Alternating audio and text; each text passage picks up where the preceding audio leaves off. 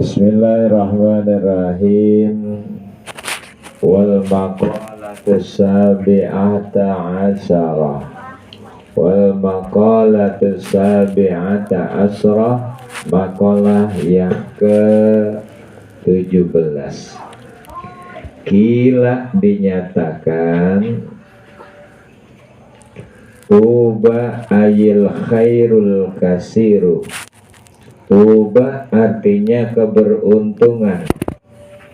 Al khairul kasiru, orang tersebut mendapatkan kebaikan yang banyak. Siapa orang yang mendapatkan kebaikan yang banyak? Liman kana akluhu amiran, yaitu orang yang menjadikan akalnya amiran, yaitu sebagai pemimpin. Bi ayyu ketada, ahlan wa sahlan Bapak Nedi, mata Allah itu ya. Bi ayyu ketada bi muradi aklihi, halnya yaitu seperti ia mengikuti Allah SWT, mengikuti kepada maksud daripada akalnya al-kamili yang sempurna. Wahawa'u aymailu aymailanu nafsihi, wahawahu, dan adapun hawa nafsunya.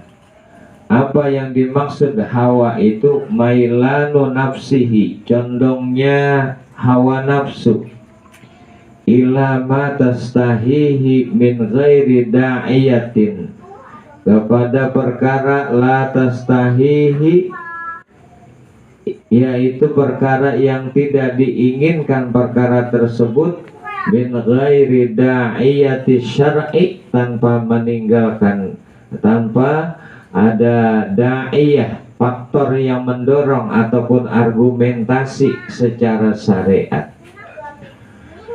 Asiron, maka dia akan menjadi hamba. Ay mamnu'an min dzalika, artinya dia tercegah daripada hawa nafsunya. Wawailun, dan celakalah. Ay halakun sadidun, artinya celaka yang banget. Buat siapa? Liman kana hawahu amiran, bagi orang yang menjadikan hawa nafsunya amiran, yaitu kepada pemimpin. Bi'an arsalaha, seperti ia menjadikan atau menguasai hawa nafsunya itu ila mustahiyatiha, kepada barang yang diinginkannya. Wa akluhu asiron, sedangkan akalnya itu asiron, menjadi bawahannya. Iya, menjadi apa namanya? Bawahannya. Ay mamnu'an min nahwi tafakkuri, seperti ia mencegah. Ay min nahwi tafakkuri, daripada bertafakur. Min naimi, daripada naimillah, ni'amillah, fi ni'amillah, kepada nikmatnya Allah. Wa fi azamatihi, dan kepada keagungan Allah Subhanahu wa ta'ala. Singkatnya dari makalah yang ke-17 ini sama, masih bab sunai, yaitu pesannya dua. Pesan yang pertama adalah si beruntung buat orang yang menjadikan akal sebagai pemimpinnya dan menjadikan hawa nafsu itu sebagai bawahannya. Tapi sebaliknya celaka buat orang Ini pesan yang kedua. Dan kecelakaan buat orang yang menjadikan hawa nafsunya itu sebagai pemimpin, sedangkan akalnya itu sebagai bawahannya. Dari sini kita ambil hikmah yang dalam, bahwasanya jika seseorang ingin menjadi orang yang mendapatkan kebaikan yang banyak, keberuntungan yang luar biasa, maka jadikan hawa nafsu, jadikan akal sebagai Amir. Sebagai amir. Apa itu amir? Pemimpinnya. Dan jadikan hawa nafsu sebagai bawahannya. Artinya apa? Atau asiran. Nah, ini dari sini kita ambil hikmah bahwasanya apa aja kalau pengen jadi sesuatu yang enak, menjadi keberuntungan, sebab kita sama maklum bahwasanya manusia itu nggak lepas daripada akal dan hawa nafsu. Kita mulai baru bangun tidur aja, ataupun baru mulai tidur aja udah ada tuh yang namanya akal sama nafsu. Ketika kita mau tidur, ingat kita baca doa, kata akal, kata nafsu, ntar aja, ngerokok dulu sebatang mah, gitu. Terus apa lagi? Ketika kita bangun itu, kita berangkat dari rumah aja kemari, kata akal udah berangkat, kata nafsu entong, gitu. Tetap inilah yang dinyatakan bahwasanya siapa yang akalnya ini bicara pasti bertentangan terus. Ya udah, katanya yang satu jamaah, katanya akal, maka kata yang ada katanya hawa entong kaci jamaah, udah begitu, selalu bertentangan. Maka di sini pun kita sama maklum, emang udah kodratnya manusia ini Allah kasih akal dan nafsu. Kalau yang dikasih akal doang namanya malaikat. Malaikat mah pantas dia mah kagak gak kaji maksiat ke orang akal doang, gitu. Dan juga ada yang dikasih nafsu doang namanya binatang. Tapi manusia Allah kasih dua faktor ini. Ada faktor yang namanya akal, ada yang faktor yang kedua, yaitu hawa nafsu. Tapi bagi orang-orang yang pengen diangkat derajatnya, yang pengen pengen mendapatkan kebaikan yang banyak, hendaklah menjadikan akal ini sebagai pemimpin dan menjadikan akal nafsu itu cuman sebagai bawahannya, nggak usah diikuti. Cuman berat. Sampai-sampai ada pernyataan bahwasanya ini ngedredet ya. Sampai-sampai ada satu keterangan yang menyatakan dalam Al-Quran, wa nahan nafsa anil hawa fa innal jannata hiyal ma'wa. Orang-orang yang mampu menahan kepada hawa nafsunya, fa innal jannata hiyal ma'wa, maka yang namanya surga itu Allah siapkan buat tempat kembalinya. Artinya apa? Enggak mudah untuk melawan kepada hawa ini. Kenapa? Karena memang yang namanya hawa nafsu ini, yang namanya syahwat ini adalah sesuatu yang enak-enak biasanya mah. Sesuatu yang lezat. Tapi di balik semua itu tersirat kemudaratan yang luar biasa. Maka dulu sebelum Allah menjadikan Allah menjadikan akal, dan Allah juga menjadikan kepada yang namanya syahwat, Allah Subhanahu wa taala ini pernah berdatang, manggil kepada akal dan juga manggil kepada yang namanya syahwat ataupun nafsu. Ketika saat itu tuh Allah Subhanahu wa taala manggil. Kata Allah Subhanahu wa taala manggil akal. Hai akal, kemari. Maka apa jawabnya? Akal? Akal langsung datang.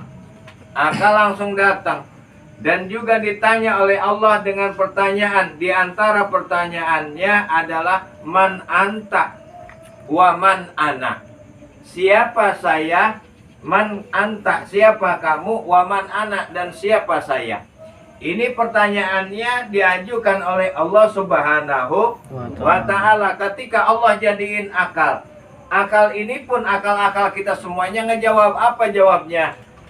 Faqalat, maka dia pun akal ini menjawab. Apa katanya? Faqala, maka akal menjawab, anta Rabbi wa ana abduka. Engkau adalah Tuhanku, wa ana abduka, sedangkan saya adalah hambamu. Jadi akal-akal kita semuanya ini pernah ditanya oleh Allah Subhanahu wa ta'ala. Nah, pertanyaannya adalah man anta wa man ana. Siapa kamu dan siapa saya? Akal mah bagus jawabannya. Man anta wa man ana, dijawabnya apa tadi? Anta Rabbi wa ana abduka. Kamu adalah Tuhanku dan kamu adalah saya adalah hambamu. Tapi sebaliknya ketika nafsu ini dipanggil oleh Allah Subhanahu wa ta'ala, nafsu ini nih malah kagak datang, dia mah nggak buru-buru datang. Jadi nafsu dipanggil nggak buru-buru datang, dan dia pun ditanya dengan pertanyaan yang sama dengan akal. Pertanyaannya adalah man anta wa man ana. Tapi kalau akal mah jawabnya ana abduka anta Rabbi wa ana abduka. Tapi kalau yang namanya syahwat, yang namanya hawa nafsu, dia mah jawabnya lain lagi. Ana wa anta, saya dan kamu. Kalau bahasa kitanya mah lo gua dah. Songong bener sama Allah. Ada orang ditanya sama gurunya, siapa kamu nak? Lah saya bapak. Waduh, ini murid. Subhanallah. Ana abduka wa anta Rabbi, katanya akal. Tapi di syahwat ini, hawa nafsu ini ngejawabnya bukan begitu. Apa katanya? Ana wa anta. Maka ketika jawab seperti itu, Allah masukkan ia ke dalam api neraka, nggak nanggung-nanggung. Mi'atus sanatin, yaitu 100 tahun. Direndam di sono, ngegolak-golak. Udah 100 tahun diangkat sama Allah Subhanahu wa ta'ala. Katanya ditanya lagi, sini udah 100 tahun diangkat. Kalau bahasa kitanya mah habis direndam, diangkat lagi, ditanya lagi itu syahwat dan nafsu kita. Apa katanya? Sama dengan pertanyaan yang pertama, man anta wa man ana. Jawabannya apa? Sama ternyata, ana wa anta. Begitu. Udah akhirnya Allah rendam di di neraka dalam suasana yang lapar dan dahaga. Maka ya, setelah itu tuh berapa tahun dia di sana? 100 tahun juga. Jadi 200 tahun. Nah, setelah 100 tahun dengan dimasukkan ke dalam api neraka yang dengan rasa lapar dan dahaga, maka saat itu juga diangkat ketika ditanya oleh Allah, man anta wa man ana, baru jawab lagi dia. Apa jawabnya? Sama dengan yang akal, yaitu anta Rabbi wa ana abduka. Engkau adalah Tuhanku dan saya adalah hambamu. Jadi direndam dulu di neraka, baru jawab dia yang sama dengan akal pengakuan hambanya. Beginilah nafsu. Ya, luar biasanya nafsu. Maka saking dahsyatnya orang-orang yang bisa mengendalikan kepada hawa nafsunya, maka seseorang tersebut bukan hanya disayang sama Allah, pasti akan ditempatkan dalam suasana yang amat indah. Apa itu? Surganya Allah Subhanahu wa ta'ala. Nggak nanggung-nanggung. Bahkan kita sudah sama maklum, Orang yang bisa mengendalikan hawa nafsunya, yang dulu-dulu kehilapannya bukan hanya digosok, tetapi diponten lagi. Kalau nilainya merah misalkan, nilainya 5 itu dirapot, tetapi bukan hanya dihapus doang. Kalau dihapus atau ngurangin, tapi ini diganti dengan angka-angka 10, 10, 10. Dengan kata lain artinya apa? Bukan hanya digosok dengan yang merahnya itu, tetapi diberikan dengan angka-angka yang baik oleh Allah Subhanahu wa Ta'ala. Nah, maka orang-orang yang bisa mengendalikan hawa nafsunya, pernah kejadian bahwasanya ada seorang namanya Zunnun al-Misri. Dalam satu hikayat dinyatakan, dalam satu riwayat dinyatakan, ra'aitu rajulan fil hawa jalisan mutarabbian wa huwa yaqul Allah. Faqultu man anta? Qala ana abdun min ibadillah. Di sini dinyatakan bahwasanya, kata Zunnun al-Misri, pernah ngeliat tuh ada seorang manusia mutabarrian, jalisan mutabarrian, duduk bersila. Duduk sila sambil ada di udara. Ketika ditanya oleh Zunnun al-Misri, man anta, siapa engkau? Ana abdun min ibadillah, saya adalah hamba dari hambanya Allah Subhanahu wa Ta'ala. Sambil ngomong dia, apa ngomongnya? Ya Allah, Allah, Allah, Allah, Allah. Maka saat itu juga fawajadtu fi hadil bima wajadta hadil karamah. Maka dia pun ditanya, dengan apa kamu bisa mendapatkan ini, kemuliaan ini? Maka jawabnya apa? Taraktul hawa li hawahu. Aku tinggalkan hawa nafsuku untuk kepada kerinduan kepada Allah Subhanahu wa Ta'ala. Fa'ajlasani Allahu Ta'ala alal hawa. Maka Allah Subhanahu wa Ta'ala mendudukkan aku. Katanya orang yang tadi tuh, yang lagi yang duduk sambil ngopi sila begitu, apa katanya? Fa'ajlasani Allah Ta'ala al hawa. Ketika ditanya dengan apa kamu bisa mendapatkan ini, jawabannya adalah taraktul hawa li hawahu. Aku tinggalkan hawa nafsuku untuk mencari kepada keridhaan Allah Subhanahu wa Ta'ala. Fa'ajlasani Allah, maka Allah Subhanahu wa Ta'ala mendudukkan aku. Ma'ajlasani Allah Ta'ala alal hawa, maka Allah Subhanahu wa Ta'ala mendudukkan kepada aku alal hawa, di atas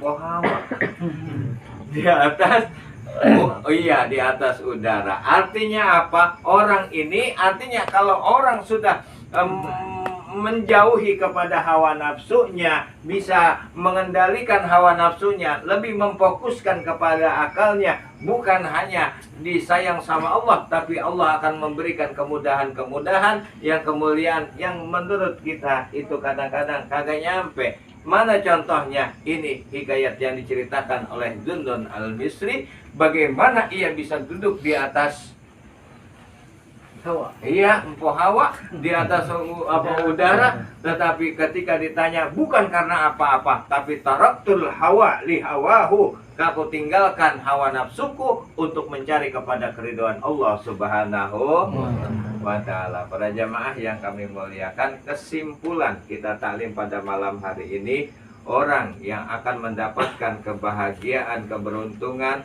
dan juga kemuliaan yang dahsyat, salah satunya adalah menjadikan akal itu sebagai pemimpin dan menjadikan hawa nafsu itu sebagai bawahannya atau tahanan, ya, tahanannya.